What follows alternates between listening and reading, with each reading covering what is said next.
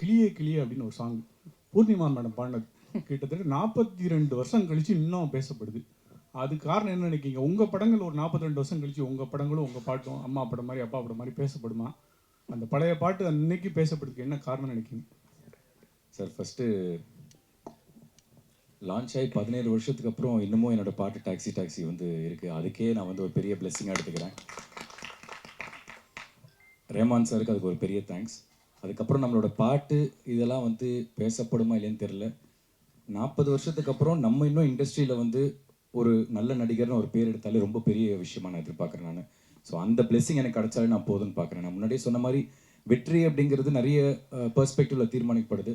But என்றைக்குமே வந்து நம்ம யார் எந்த வீட்டிலேருந்து வரோம், எந்த பேக்ரவுண்ட்லேருந்து வரோம் முக்கியம் இல்லாமல் டெடிக்கேட்டடாக ஹார்ட் ஒர்க்கோடு நம்ம வந்து உழைச்சிக்கிட்டே இருந்தோம்னா ப்ரெஸ்ஸும் சரி பப்ளிக்கும் சரி என்றைக்குமே சப்போர்ட் பண்ணிக்கிட்டே இருக்கீங்க.